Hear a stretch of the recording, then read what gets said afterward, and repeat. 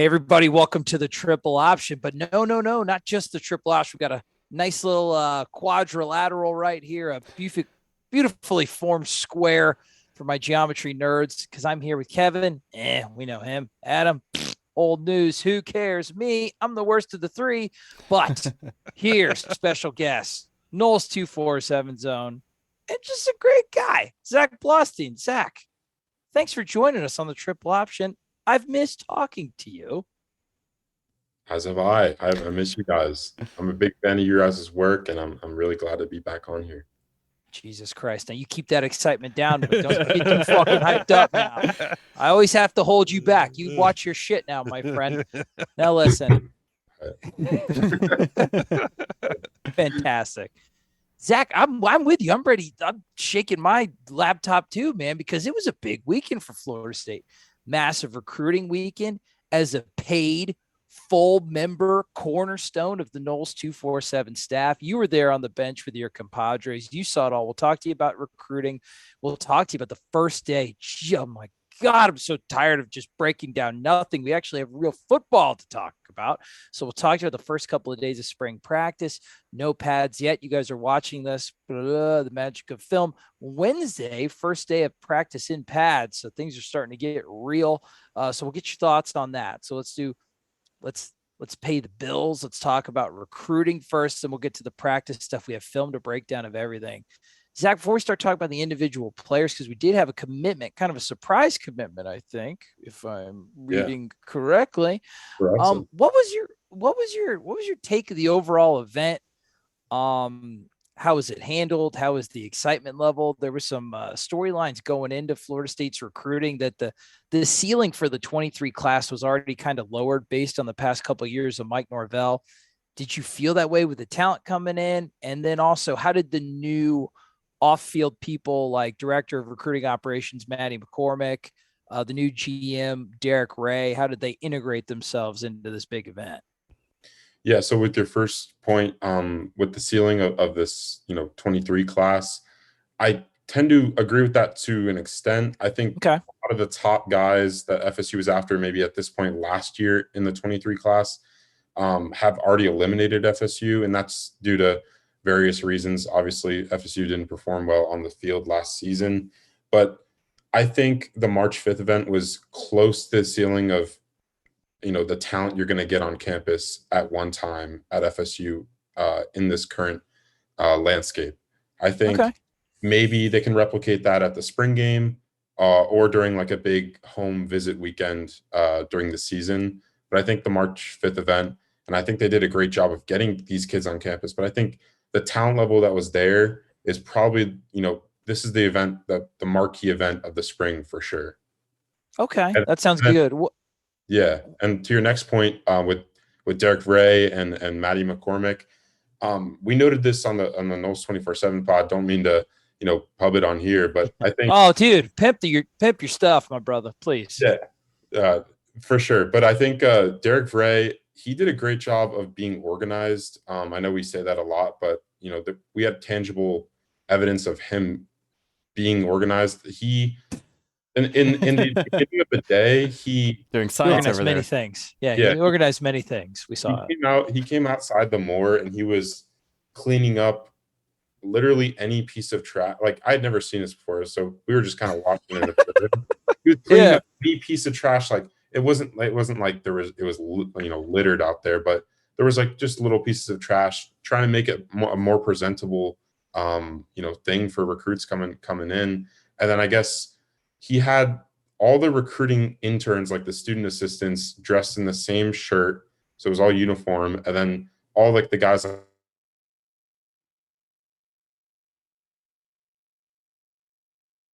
something that they were told to do in the past. So he, brought the uniformity across the staff, and he was way more involved with the actual recruits than I expected. I thought he was going to be more in like a, overseeing things role. He's talking to recruits, talking to families, greeting them upon arrival. So that was pretty cool to see. Maddie McCormick is, I think, a little bit more behind the scenes, but she was also talking to recruits. Like when they were leaving, they were giving her big hugs, telling her thank you for helping them around on the visit. So those two are definitely both very involved in their first big weekend of FSU recruiting.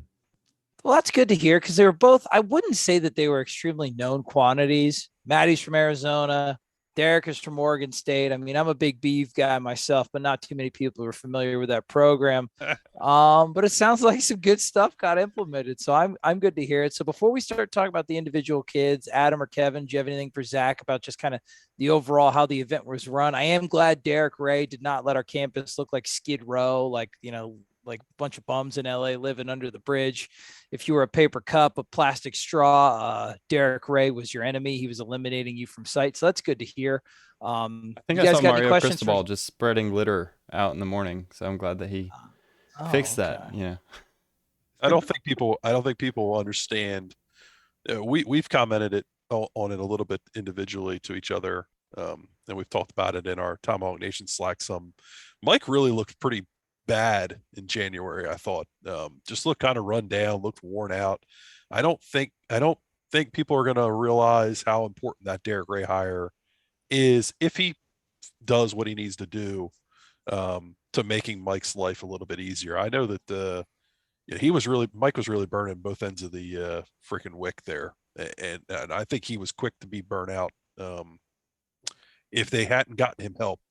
Well, I think that those kinds of little tasks like picking up trash, making sure guys are organized, those are the things that are going to go a long way to finding success in recruiting.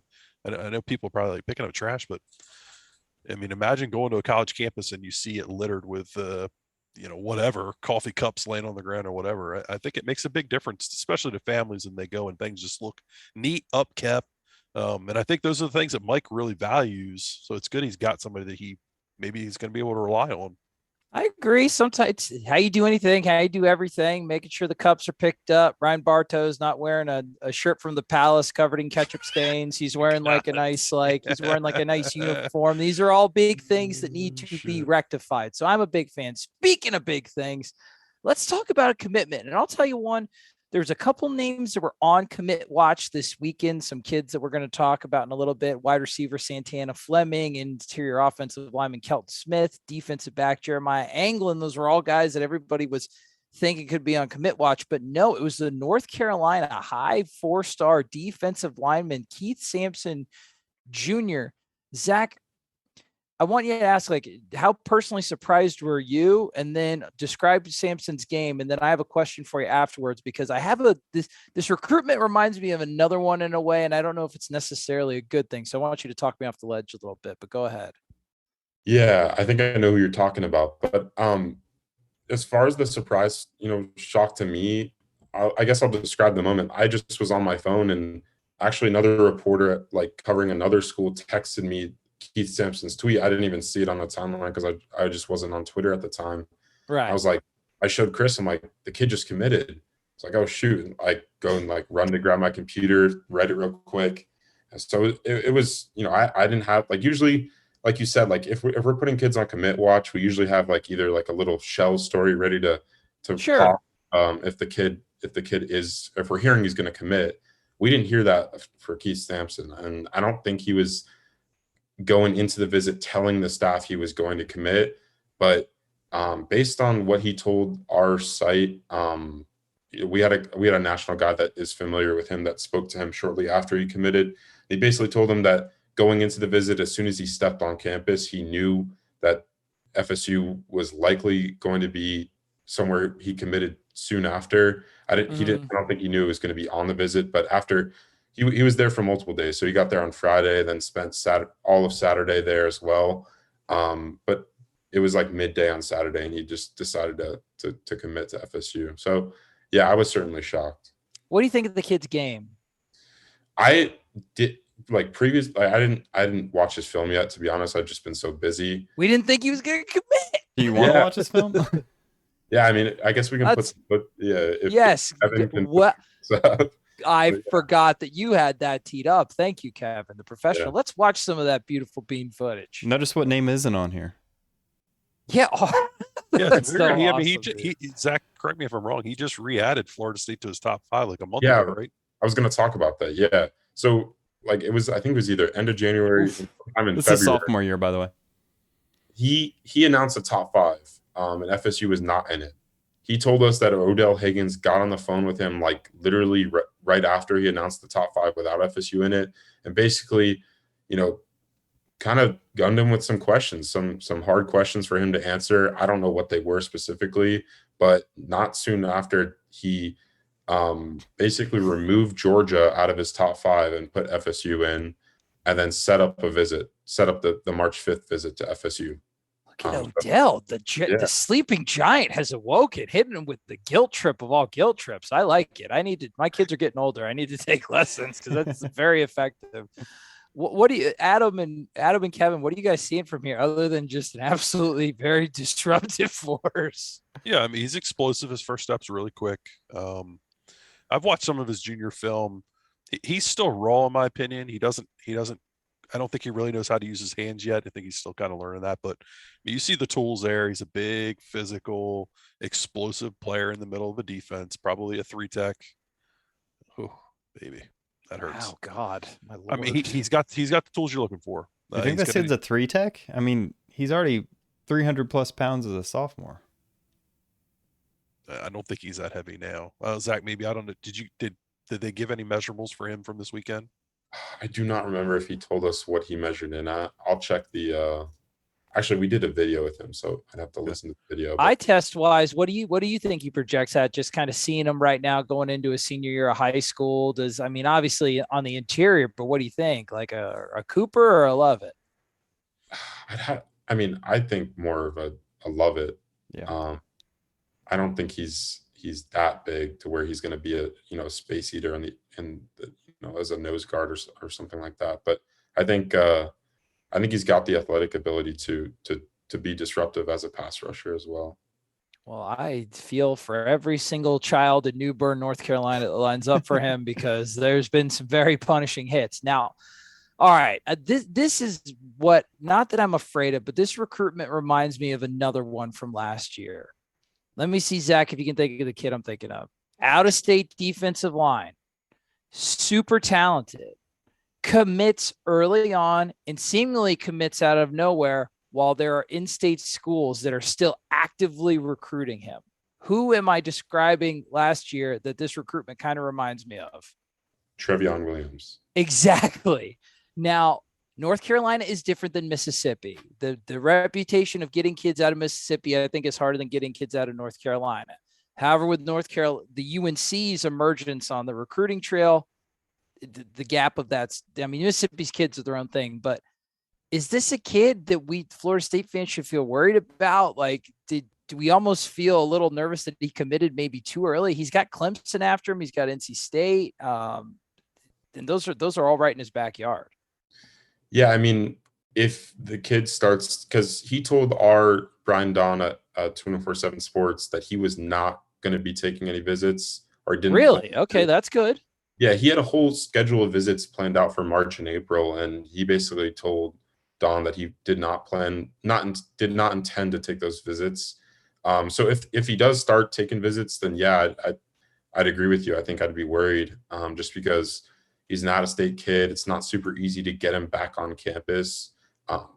He's going to have to fly out if he wants to get back on campus. How many times can he do that without it being an official visit? And you're probably going to want to save that for the season or, following the season like December. So, yeah, as long as he doesn't take visits, then I'm not worried. But if he starts, getting on these local campuses like NC State, Clemson, South Carolina, all 3 schools that were in his top 5, I'd start being worried. Okay. I didn't want to sully a good thing, but I just, the parallels to this recruitment got me a little worried. But guess what? The kid's talented, legitimately wanted by a ton of schools. In Odell and Florida State, they closed the deal. So I'm stoked. And I will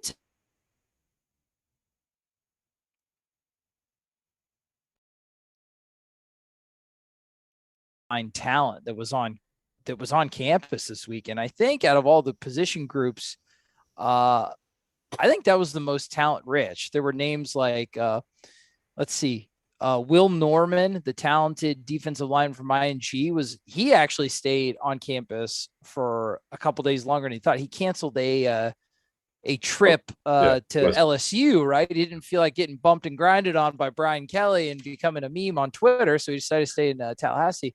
Will Norman and Vic Burley, those are two really talented guys. A lot of some kids that people don't think FSU has a real legitimate shot at, but they got them on campus, and both those kids said some good things about Florida State. Yeah, I mean, Will Norman specifically, we'd been hearing that FSU is super high on him. They were doing some, more evaluation in February as it was a dead period, and they kind of came out of that month knowing that Will Norman was going to be a huge target for them along the defensive line. And I think getting him to cancel his LSU visit, I mean, the FSU visit, so he arrived on campus on Friday. I was told he FaceTimed the staff like either late the Thursday night or that morning, asking if he could swing by before, heading to LSU. Oh, and, really? It was that kind of visit. It was last minute. It was 100% just a, couple hour visit before I head out. I mean, we talked to him on Friday and he didn't know he was going to stay. And then a few hours later, he tweets, "Got to run it back another day." And then I asked him, and he's like, "Yeah, I'm coming back." So, I mean, the Saturday, he literally spent all day with FSU defensive lineman Derek McClendon. Like, we saw them like just walking around campus together. They went out that night together. So he just basically lived a day in the life of an FSU football player. So I definitely think there's legitimate interest there. Whereas before I wasn't sure how big of a contender FSU was in his recruitment. I think you mentioned Vic Burley. Obviously, I think out of any prospect on campus, besides maybe a guy we'll talk about later, like Brandon Ennis at the receiver position, Vic Burley was the most talented guy, especially on the defensive side on campus. He's more of a tough pull to me when you compare him to someone like Will Norman, just because he's got Clemson and Georgia both heavily involved in that recruitment. I think both those schools probably sit a little bit above FSU right now. But Odell DeHiggins has done a great job with him as well. And I think Odell, along with, Coach JP with the defensive end position, have done a great job of building that board and especially getting kids on campus like this past weekend.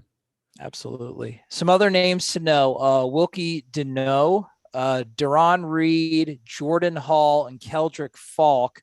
Those were all kids that were there. Anything that stood out to you besides all of them, specifically kids like Wilkie Deneau and Darren Reed?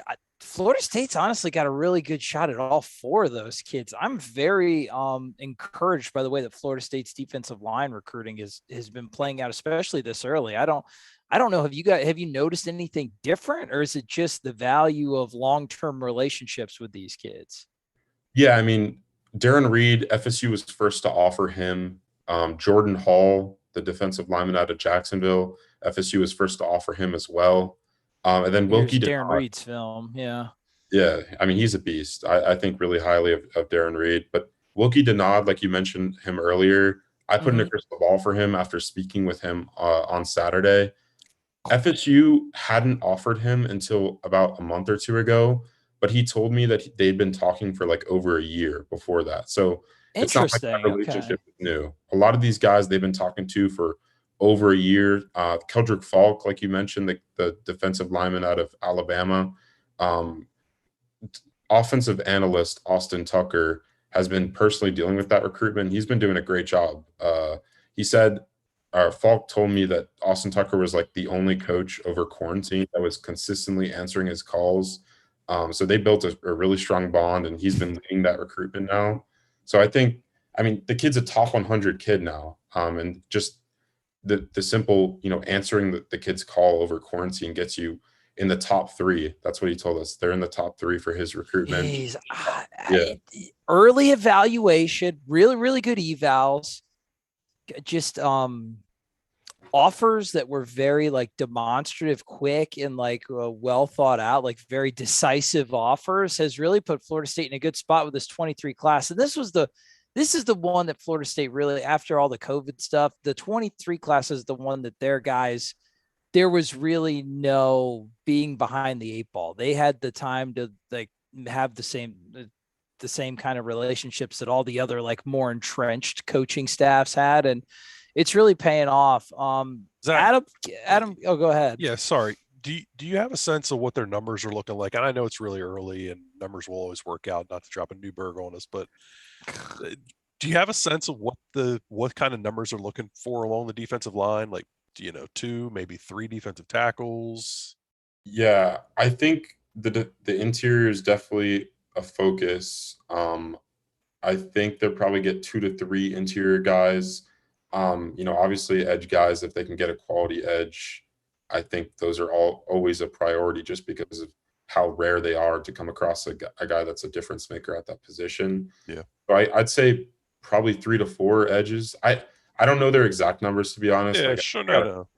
I'm sure it'll change throughout the cycle. Mm-hmm. Yeah. And obviously, depending on the season they have, some of these guys might not be attainable by November and December, so they might have to turn to the portal or whatever. But yeah, I think 2 to 3 interior, and then maybe 3 to 4 edge guys. Okay. What'd you guys think of Deron Reed's film that you were watching? And Zach, you said you thought highly of him. What were some of the attributes? Yeah, I mean, he's just a physically dominant kid for his age. I think when we were talking about, last cycle with Elijah Pritchett, I thought, pretty highly of Kelton Smith as well, the offensive lineman over there at Carver in Georgia.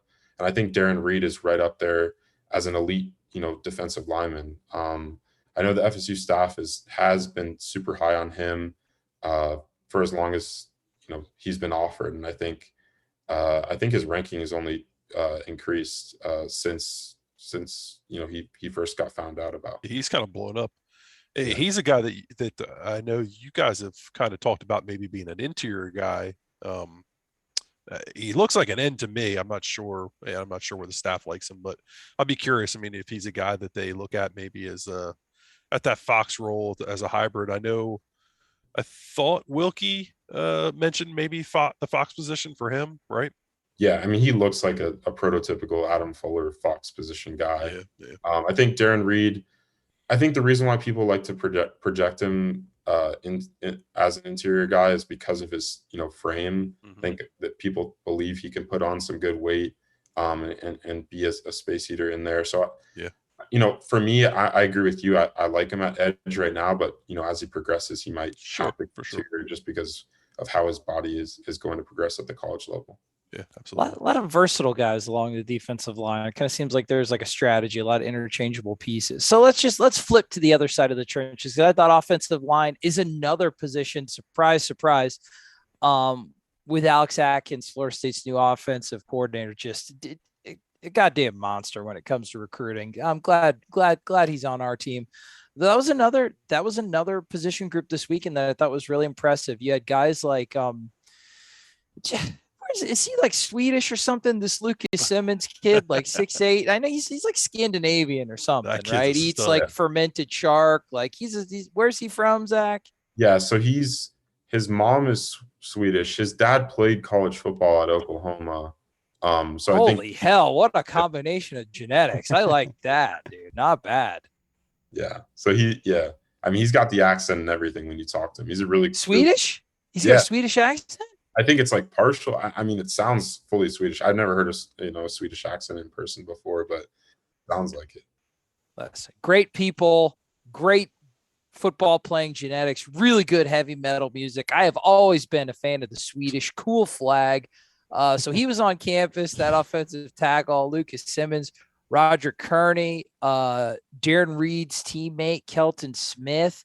What do you think? And some names that I'm missing too, Zach, please feel free to chime in. But I mean, Florida State seems to be almost, I'm so hesitant to say this about a 5-win team from last year, but we're almost in, I feel like a little bit of pick and choose mode on the offensive line, a little bit from the tier of guys that we're in, right? We're not picking and choosing 5 stars, but they've got a lot of really attainable targets.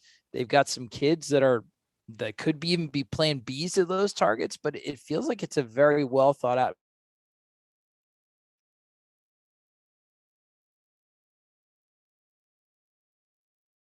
He's been here. He's just been able to build out excellent offensive line boards each cycle. If FSU gets some wins under their belt, they're going to be able to recruit at an elite level at that position, I believe, just because of his recruiting ability. But yeah, like you said, Kelton Smith, Lucas Simmons, Roger Kearney, all guys that have come out and said, I think Smith and Kearney have flat out said that Florida State leads for them or is in the number one spot. And then Lucas Simmons, I think FSU's battling mainly USC there, but they're strong 1-2 punch right there at the top of his recruitment. And then two other guys to note, Tyler Jeffries out of the Tennessee area. Yeah. Good name. Good solid name. He would. That's very knee-like.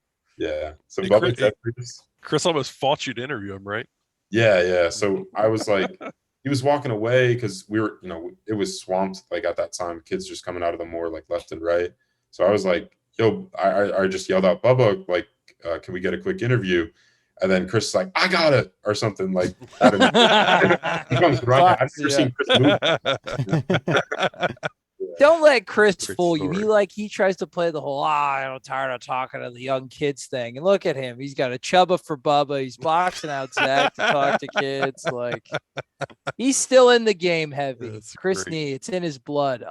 Who's the other kid you mentioned? You said there was a couple others at Bubba, and then who else? Yeah, a kid out of Georgia, Trevon Baugh. I think Florida State's actually pretty high on him. I'm planning to catch up with him either later tonight or tomorrow just to get his thoughts on the visit. But yeah, those 5 guys are the guys that I would know that are legitimate targets for FSU. I think out of the 5, Lucas Simmons is probably the prototypical offensive tackle target for them.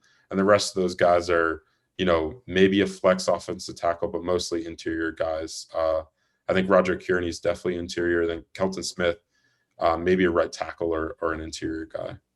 Kearney's a real impressive prospect, right? I've heard he might be the best damn lineman in Florida. Yeah, ooh, hot take, Brown. That kid is really. Oh, look good. At that! Almost like Adam knew that we had to. Ready. Oh, that's Adam's kind of guy. Oh my god, dude! Yeah, that also seems like he gets me excited.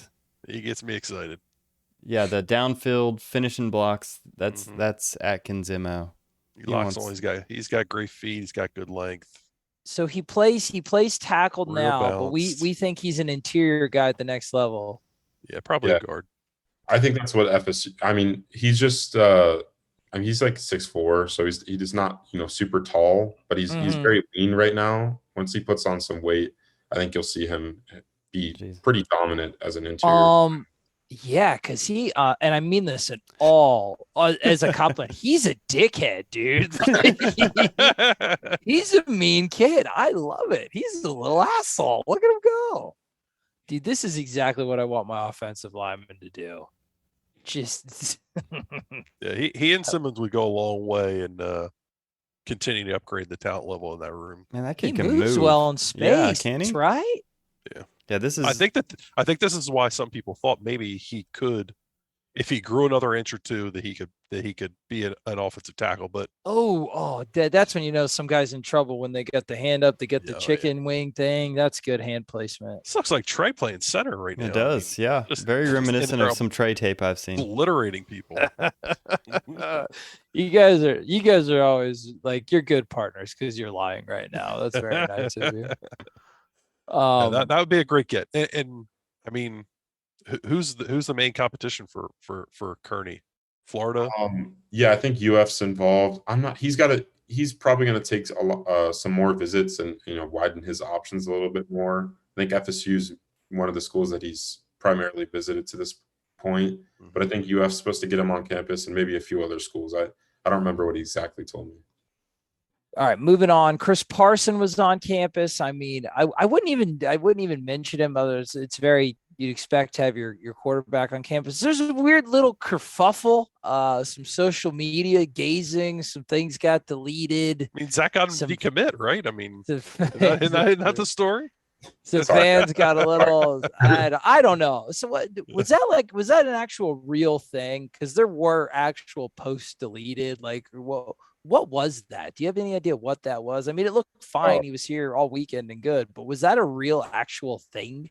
Yes, it was a real actual thing. I was directly recruiting involved so in it stupid sometimes. by accident. I was just trying to report on a visit. Sure. No, you did your job. Of a 5-star quarterback. That FSU is not really actively recruiting. Just he's coming on a tour with a tour group. But I guess Chris Parsons saw the headline, and it was basically just 5-star quarterback visiting Florida State in March. Right. There were some social media posts taken down, and then Instagram and Twitter bios changed. But it seems like everything's fine now. After Parson got to talk with the staff, so I hope it's all good. Me too, because I don't know. I mean, we were talking earlier, I feel like months ago, that this might be a 2 QB recruiting class. Is that even possible now, if that's going to be the reaction from your bell cow? Yeah, I mean, for right now, I wouldn't try. Because I thought before, because they were recruiting, there was that kid with the very, very nice hair, Avery Johnson. There was that one kid, right? He was the kid I'm thinking of, the kid who looked like he was from Blue. Yeah, exactly. Yeah, like a Laguna Beach, like extra. Yeah. So I guess but that's the thing. I don't. Recruiting quarterbacks is tough in the era of the transfer portal. So it's always interesting where you want to try to get depth, but the depth pieces have to work. I'll be interested to see if Tribe 23 turns out to be just a 1 QB class now. Not that that's a bad thing. Chris Parson is very talented. From all the reports that I heard, he did a very good job recruiting. He legitimately loves Florida State. I mean, but quarterbacks are quarterbacks, guys. I mean, they're quirky. Got to do what you got to do. All right. Moving on. Only one really running back of note for 23 that was on campus. That was Dalen Hollywood Smothers, which smothers me up with some of his game. Good nickname. He's a stud. Smothers you up with some of his game. Not bad. I like that. There we go. There we go. You can do better. No. I thought that was pretty good. We're hyping each other up. It was a Waffle House hash browns reference, I think. Actually, probably not. You're in Delaware. Not that smart. Come on. No, okay. Well, then I just tried to save you and you drown yourself. Anyway, Zach, how many running backs Florida State looking to take? Or Florida State got a real legitimate shot with that kid? Yeah, I mean, I think they do. They've gotten him on campus twice now. He made his first trip down in June of last year, that crazy month. But then comes to Florida State in the first weekend of March, flies down with a couple of his teammates in the North Carolina area. He's from North Carolina. He's from that area as well. Okay, interesting. Yeah, I mean, he's a beast. Like Adam was saying, he's a baller. I think FSU. He's at or near the top of their running back board. I'm not sure their numbers right now. I'm kind of confused on their board. Like, I don't know who is a pecking order. Yeah, I mean, they've got guys that they like, obviously, like Richard Young at Lehigh, a 5-star running back, or Cedric Baxter, the former commit. But those guys haven't visited in a long time. So as far as realistic guys, I think Dalen Smothers is definitely at the top of their board, and I really like this game. That'd be interesting. I'd like to see. Interested to see where Jayshon Corbin gets drafted. Interested to see what the kind of running back usage looks like next year. You'd figure that with David Johnson's. Oh, we got his tape. We got his tape. Good stuff. I mean, if anybody could figure out what the hell they're doing at running back and linebacker over the last couple of years, I think you'd be a millionaire, because it's been very confusing. And we'll get to linebacker, but running back doesn't make sense, dude. Mike Norvell puts him in the league. I'm just interested to see. David Johnson had a really good reputation as a recruiter, and yes, smothers me up with some of this. I'm with you, Adam. Yeah, he's explosive. Good. Obviously has speed to get around the edge and finish. Quick in and out of holes. He's got some burst. Good balance. I mean, just what you're looking for in a running back. He's a little complete. He seems to be a little running back, right? Mm-hmm. Yeah. Does he have the body to be a third down back? 3 down back? Yeah, absolutely. You think? Absolutely. How big is he? I think he's listed. I think he's listed like 5'10", 190 or something like that. Yeah. He's not like Jalen Glover small, but he's not huge as well. Gotcha. Just he runs bigger. That'd be nice. I'm like I said, but I'm very interested to see Mike Norvell's like running back strategy, like how I wonder if the usage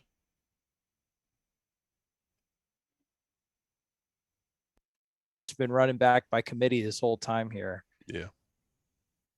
Yeah. I mean, like Adam said, I think that position just doesn't make sense to me, like why they can't recruit it.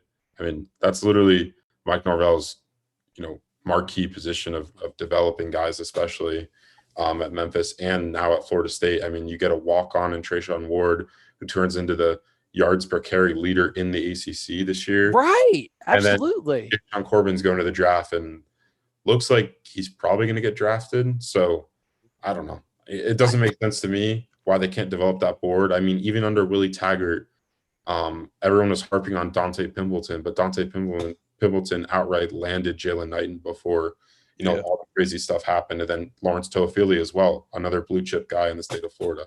So it's just weird how some boards seem to be methodically like put together. And then some it's just like, hey, we got one or two targets. And then we don't really have anything else. And I almost.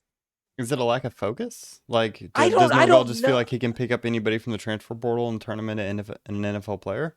That's my question, because that doesn't make any sense why one would be so strategically oriented with plan A, B's, and C's, and one's not. And one's running back, which is Florida State's, the state of Florida, I mean, is just traditionally full of. I don't get it. It does kind of feel like it's maybe deliberate. In the NFL, there are positions that are just devalued. Linebacker for years in the NFL has been a devalued position by a lot of the better teams. It's just one that they don't utilize a lot of assets, high draft picks, and that kind of stuff on. Now, obviously, we're not talking about the NFL. We're talking about college football. But I wonder if Mike takes a similar approach. Running backs, they're looking for guys with maybe less carries on their body that are going to come in, be a little fresher in college. Or is it just they feel like they can get 3 or 4 guys over the course of however many 2 years or whatever that they can plug and play, and it's not a big deal. They don't worry about that much. They'd rather exhaust resources in the offensive line, the defensive line, wide receiver, quarterback, so on and so forth. It doesn't make a lot of sense to me. That's really kind of what I've told myself to maybe understand it a little bit, but I don't understand why you can't get a 4-star offensive lineman and a 4-star running back. They're not mutually exclusive. No, I'm with all. you. It just the strategy seems so disconnected. I think it's something to watch. I don't want to spend too much more time on it, but it's something that I'm going to keep an eye on as the offseason goes with how that board stacks up. Let's move on to the skill. Let's just move on to the guys on the outside. So we'll do the receivers first.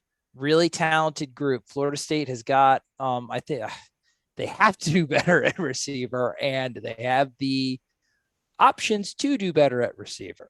So, I mean, 5-star Braden Ennis was on campus. We've mentioned him. He was, besides Vic Burley, the most talented guy on campus, and probably, unfortunately, like Vic Burley, one of the kids that Florida State at least has a shot with. He was posting some nice stuff on social media. You guys watched this one last night on Tuesday night. Some good stuff, good video. I mean, it all looks good, but Florida State would have to win an extremely high amount of games for that to even be an option. That I'm not going to focus too much on the kid. It's nice of him to come and nice of him to say some good stuff. Yeah. I mean, agree. He also came with like a huge group of kids on that tour from South Florida Express. There's like 24 kids on a bus. His parents weren't there. So, I don't know how much you value that visit from him. Not much. Would rather have it than not, but not much. Let's talk about some kids at Florida State is more in the, more in the hunt with. So Santana Fleming, a guy that I honestly cannot believe this kid is not commit. He tweets like a commit. I think his dad is heckling Brendan Sonnone on the Noles247 message boards. Like, this kid is just throwing kebabs all over the place. He is not committed yet. A lot of people thought Santana Fleming was going to commit. A Florida State commit, Vandrevius Jacobs, he was there. Hakeem Williams was there, who is, I believe, a cousin of the Carlos and Vences Williams. Is that correct? Are they related? That's Tyler. That's Tyler. I got my Williamses mixed up. I apologize to the family. Miss Guzzi. Anyway, but okay, Hakeem Williams is good and has the last name as former Florida State player, so that's a tie-in. Any other receivers that were on campus at Florida State's got a legitimate shot of landing that I missed? And what do you think's going on with Santana Fleming? I mean, should we be expecting a commitment soon or what? Yeah, so for other receivers, Keon Brown at a Tallahassee Breaker. Local kid, that's right. Yeah, local kid. He was there on Saturday, and he also just came back for the Monday spring practice. He watched the spring practice, and I spoke to him briefly. He's super high on FSU. It's kind of a wait and see. You know, Florida State offered first, but it's not a for sure thing that they're going to take him right now, just with all the other options on the board currently. But I could see him ending up in the class down the line if that's the direction they go. And then Kevin Concepcion, he's a teammate of Dalen Smothers as well in that North Carolina area. FSU offered him in January, and he's pretty interested. He said the FSU visit was his best visit yet. I think NC State is viewed as the team as the biggest threat to FSU in that one. But like I said, like that, he's more of like a plan B type as opposed to like Hakeem Williams or Santana Fleming. But like getting into Santana Fleming, like you said, I think I said this on the Noles247 pod, but like Santana Fleming's like stock is like going down. I think at least on our site, like I think he's rated as like an 86 rating, 3-star recruit. Okay. And I think that's in large part due to the he had an unproductive junior year at American Heritage. There's a lot of factors that went into that. Brandon Ennis is there, who's his teammate. But the weird thing was that Brandon Ennis was playing quarterback half the year because their quarterback was injured. So they were not running an efficient offense. I watched them in person in Jacksonville against Trinity Christian, I think, and it was terrible. Like, I mean, Brandon Ennis is back there just running around like Jordan Travis in year 1 of Willie Taggart, like our year 2 of Willie Taggart. It was crazy. But yeah, I mean, I think Santana Fleming is a guy that is a viable slot option. Needs to develop more in his game. I think for what you ask a slot to do, he's pretty good at that.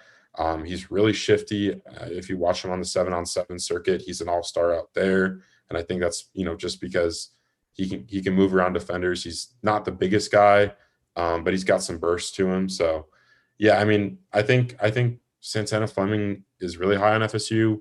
I think it's an American Heritage thing. Like, they like to wait until signing day to like make their decision.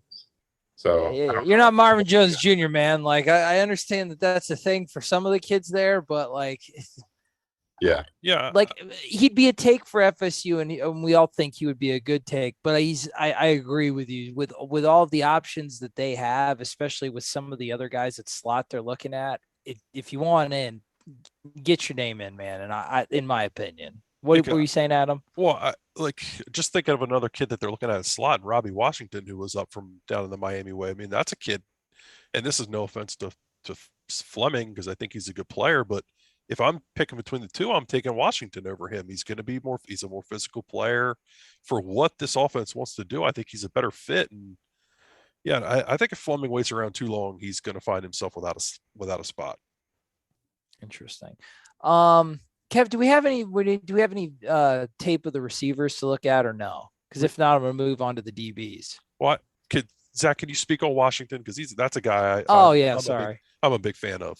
Yeah, I mean, to be honest, like he got on my radar just a few weeks before that visit. I was told that him and his brother were going to visit. His brother's a linebacker, Bobby Washington, has not been offered by Florida State yet, but they want to play at the same school.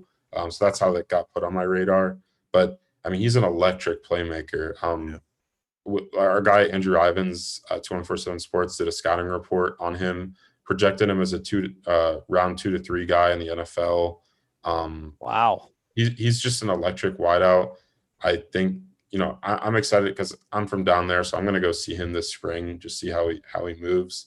But yeah, I agree with you, Adam. I think out of the two, he's definitely a guy that fits more of what Mike Norvell is trying to do. And I think like you look at a guy like Ja'Kai Douglas or some, a mold like that. I think Robbie Washington is probably a more explosive Ja'Kai Douglas, and kind of would be used in a similar way. One of those kids that kind of feels like an eventuality. Does he feel like a kid that's going to be committed to like the University of Miami, like one of those recruits? Like it feels like from the way you guys are talking about him, it feels like kind of a Miami kid. I mean, we've pulled those in the past, but yeah, I mean, Miami's definitely super involved. I mean, I think it's going to come down to who offers his brother, because I think they're actually determined on doing that, on going to school together. The rare package deal that actually holds up. Shit. We got no damn linebackers offer his ass. Speaking of that, we did.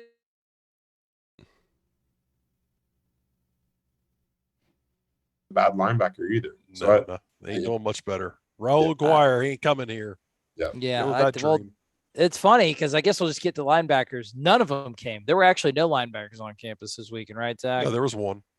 There was, Bobby Washington, and then their teammate. Oh, so the brother did come. Okay. Yeah, the brother did come on the visit, did not get offered, but their teammate actually at Miami, Killian Stanquan Clark, is another linebacker that made it to campus, and I'm pretty high on him. I think he's pretty good, but it doesn't really seem like he's a huge priority for them. So I don't know. After talking to him on Saturday, does he have an offer or no? He does have an offer. Okay, but it's like one of those cool offers. Yeah. No excuse for that. I mean, it is what we'll see. It's the first big weekend, but man, you gotta look at the linebacker thing. Can't happen. What happened last year cannot happen again. They ended up getting a good kid at Omar Graham, but you need more good kids. We're tired of looking at bad linebacker play on this show. I'm over it. Yep. So I don't have anything else for wide receivers or linebackers unless you guys do. I'll just move on. I'd just like to hear about Hakeem Williams, because he's maybe the second best wide receiver in the country. Yeah, I'm huge. I'm super high on him. I know him pretty well just because I was over at Stranahan a bunch seeing Omar Graham this past year, and I watched this guy perform. And he's Jesus. What are our chances with him? He's pretty interested. I think Miami's definitely the biggest threat. He's been on Miami's campus a ton. Ooh, nice graphic. He attended like every home game of Miami's last season, and it takes a special person to go out there and watch Miami lose. Be one of the 11 people at the Dolphin Stadium. How close is he with Omar Graham, his teammate from last year? They obviously they're close because they're teammates, but is it enough to pull him up north? Yeah, I think it's enough to definitely increase his interest. I don't know if it's enough to eventually land him, but he's super close with Omar. Like he called him his best teammate that he's ever had. Oh wow, okay, that's good. We were outside the Moore, and they kind of reunited right out there. Omar came from his dorm to go meet with Hakeem on the visit, and they had a huge hug, took some photos, and it was a pretty cool moment. They're both pretty close, and he said he plans to call up Omar like during the season and kind of get his thoughts on how the program is going under Mike Norvell. Man, it would be nice to. This is the type of body they've got a lot of the names that Florida State's associated with are like those agile slot guys. I want one of these guys. Yeah, this kid's first step is unreal. Yeah, and he does the point at the they kid did the whole basketball thing. He won a state title in basketball on Saturday, correct? And then they busted out the basketball unis for him to take a picture. And the basketball team actually, brought over some of the stuff for that photo shoot for him to take photos in. So that was a pretty cool thing that they did for him, fresh off winning a state title for Stranahan. This feels like not only are you going to have to do well in the field, but NIL is probably going to have to really be something that if you're competing against Miami right now, you better bring the NIL packages. Yeah, they got a whole bunch of ill-begotten hospital money that they're throwing at kids like this. What are the measurables on him? He looks very athletic. He's going hard, obviously, as the graphic suggests. But like, what are the measurables on him? How tall is he? He's all of 6'3" and 195. So he's a big wide big boy. That's big. Yeah. Big boy. Yeah. God, this is fun. He's got a lot of Travis Hunter wide receiver to his game. Oh, don't do that. Hey, we're gonna Voldemort that name. Just being honest. Voldemort. Being honest. He who shall not be named to his name. Absolutely. Good block. Relevant now. Don't worry. How tall was Travis Hunter? I don't remember. 6'2", 6'1", something like that. Yeah, he looks an inch or two taller. Yeah, he does. But yeah, that speed, man, brother. Come on, I want to know this kid's 40 dude. Fast. Was he the guy that was chasing him down, or was he the return man? He was a return man. Wow. God. Yeah. Glad we looked at that film. Please get that kid. Omar, do your work, my friend. All right. we'll finish it out with DB, another position that's talented, but Florida State's got Marcus Woodson there. Florida State has had no trouble recruiting DBs the past couple of years. I'll name some names, Zach, and you just you talk about the ones that really stick out to you. We talked about Jeremiah Anglin before because he was the one that's on commit watch. Still is a lot of crystal balls in it for him. But there's some kids, some names: Dijon Johnson, Damon Fagan, Braxton Myers, Damari Brown. Out of those names, I guess who sticks out to you due to a combination of talent level and interest in Florida State? Yeah, I think Florida State's super high on Damari Brown. He's another American Heritage kid. His dad played at the University of Miami, I think, with Randy Shannon. Okay. Okay. And then Damari's also pretty close with Marcus Woodson as well. Every time he visits campus, it's always a long visit, so that's a good sign. And I think FSU's doing a good job. Miami's involved. Clemson recently offered, and they're involved. So that's a pretty contested one. Braxton Myers is another kid. He flew in from Texas, actually. So that shows some measure of interest to fly in all the way from Texas for this event. He was there, I believe, for 2 days, and he enjoyed himself. His dad has a connection to Marcus Woodson because they both grew up in the state of Mississippi. I think his dad was originally set to go to Ole Miss, got in some kind of scandal or something, and then ended up at Alabama, maybe. Not bad. That's not a bad transition. Yeah. What if, dude? Guess his dad's name. His name is Braxton Myers. Could you? Daxton Myers. No, Michael Myers. Oh my God! So I wonder now. I know what kind of controversy he was in. I was trying to look up his dad's name for a story today, and it was just I'm like, wait. Dude, talk about the toughest name to just Google a story about football in the entire world, just buried under 900 pages. Oh, that's wild. Yeah, much more terrifying than who was the kid that was on campus yesterday? DB Upshaw. Yeah, Cam Upshaw. He's out of Gadsden County. Is he a priority? He is a priority, but I don't know if I think he might be a plan B type at this point. They're going to see how the guys at the top of their board kind of shape out before turning to him. I think if he was a priority and they wanted to take him, he'd already be in the class. Let's just say that. I think he's super interested in FSU.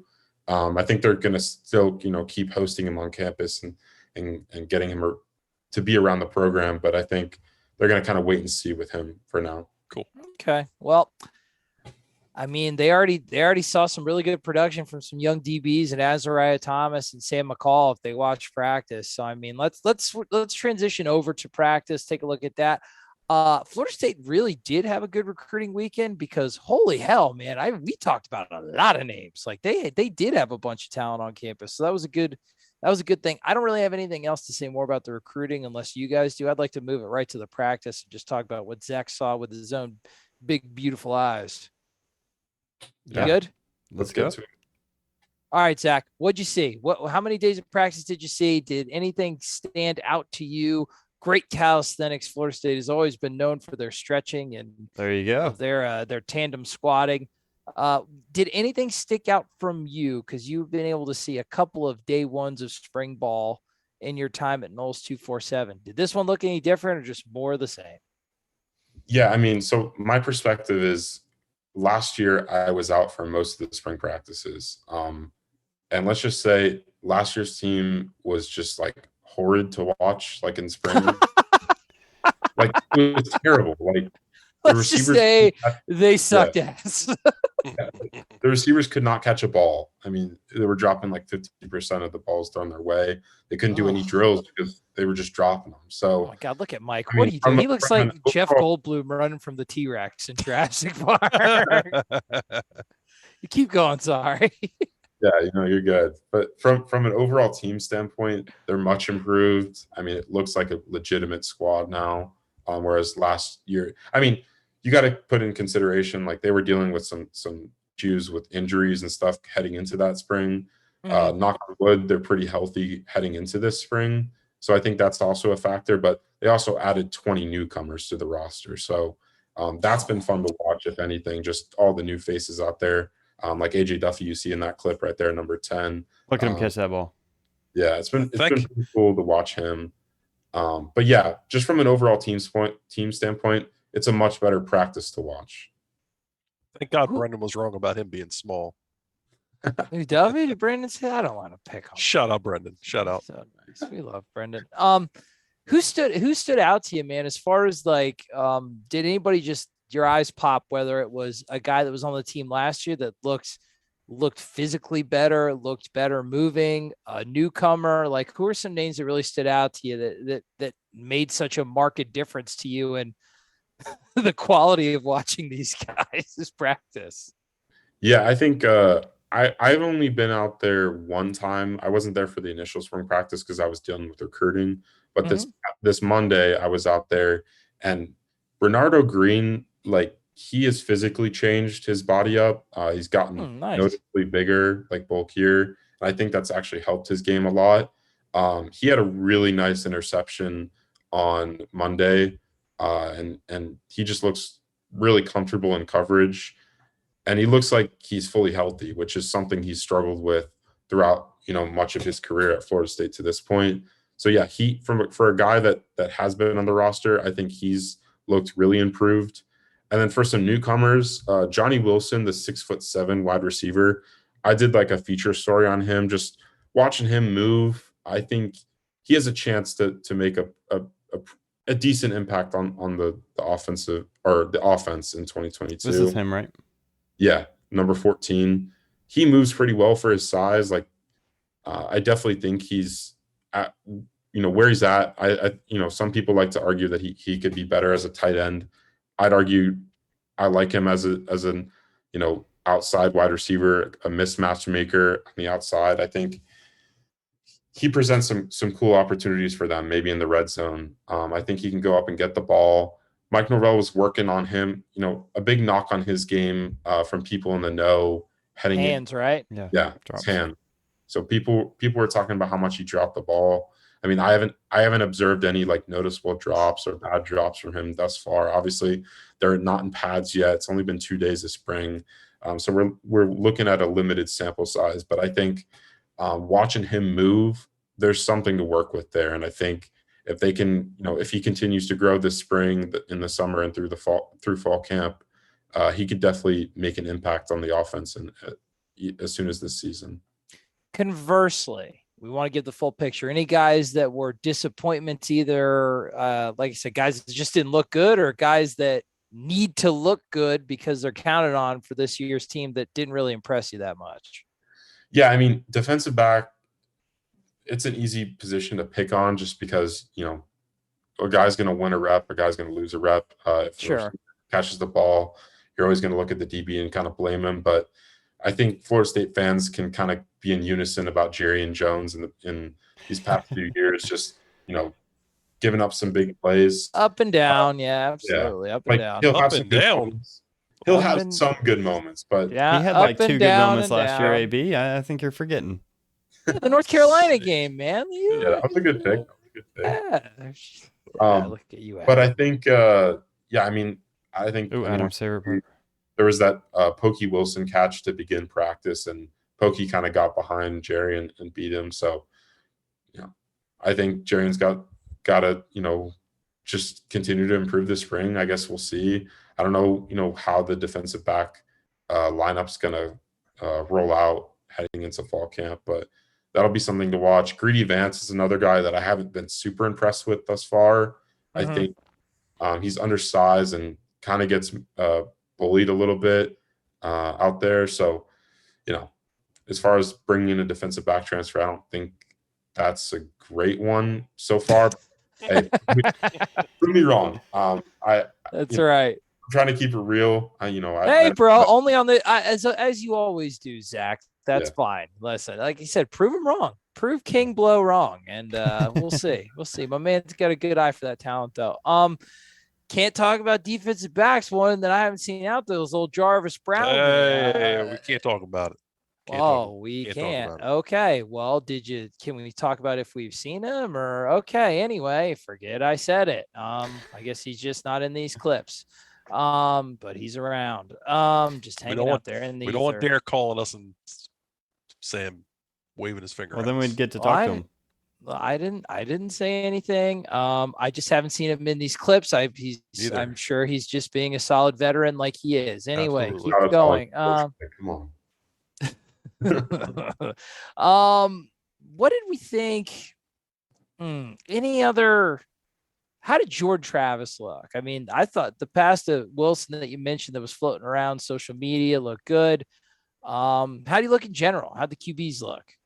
I mean, Jordan Travis is definitely the alpha out there. I don't think it's remotely close. I think he's the starter. There's no, question about that. But he acts like it. He's been leader. Mark. Yeah, he's been leading, but he's been on the mark. When he's running the offense, it's noticeably more efficient. Oh, good ball. Yeah, that's the pokey catch we're talking about. Man, I teed that up, man. I did not know that was going to happen. Perfect timing. That was like to begin practice. So it was a good mood setter. I think, Tate Roadmaker. Tate Roadmaker has made some good throws, but he hasn't been as consistent as J Trav. That's surprising. That's a good sign. What? Well, if Jordan Travis is throwing the ball better in practice than Tate Roadmaker, who. No, I think you're right. You're right, Kevin, because that was a passing quarterback, right? Like exactly right. It doesn't matter when you're not in pads. Like you're just testing your accuracy. I wonder if that, and maybe we can see from these clips. I wonder if it's just confidence, if it's the mechanics that finally, like you said, Adam pointed out a couple of times where it seemed like the top and the bottom were out of phase a little bit, but that'll be interesting. That'll be interesting to see. Oh, that was a little high from your guy. Yeah. How's Benson looking? Yeah, that's a good question. Yeah. People thought his leg was going to fall off. Because I think I actually I didn't realize who number 12 was because I hadn't been out there the first day. Yeah, so that's Trey Benson. He was really effective on that first drive. Like he was way faster than I thought he would be. But yeah, he's got some burst to him, and at his size, that's pretty impressive. Well, I think that based on Zach's assessment of it used to be like watching Dread with Sylvester Stallone in 1995, and it's gone from watching Dread with Carl Urban in 2012, which is a delightful film. I'll make that reference for you. I think that that's a good sign. Guys, they're not in pads yet. We don't really know. I am encouraged, though, by the ball placement, some of the catches. That's something that pads are not. You got to catch the ball. You got to throw it to the right spot. You got to know what you're doing. We look more competent. We look better. We look, improved. But I'll tell you what, somebody's always looking good. That's my friend, Zach Blostein. That's my friend, Adam Brown. And that's my friend, Kevin Little. Guys, I thought it was just an absolutely phenomenal, informative, fun, edgy episode of the Triple Option, as we like to do. I thought I covered all the bases. Guys, do you have anything else for Zach before we can just throw him into the night to do what a young single Tallahassee gentleman likes to do on a Tuesday night? Shit! You just got him in trouble. A young, taken, faithful, and demure gentleman will definitely be going to bed after this. He's on the Triple Option. So faithful, he's talking to three dorks about football for the 8th time this week. He really does like you, whoever his girlfriend is. Guys, anything else for Zach before we let him go so we can go call his girlfriend? No, just appreciate you coming on, man. Yeah, thanks, man. Hey, dude. Love you guys. Thank you. You were an OG. You were an OG of the Roll Cast. You've come on the Triple Option. Zach, love you, buddy. As always, I appreciate it. Seriously, thank you very much. Appreciate you. And we appreciate all of you. Guys, another episode of Triple Option. The spring football is kicking. We're kicking. Tell all your friends about us. Now is the time. Buy low, buy the dip on the Triple Option. Go to the X's and Noles YouTube page. Go to the Patreon. Give poor Kev some money so he becomes middle-class Kev. And tell all your friends about us. We love you. Keep chopping on.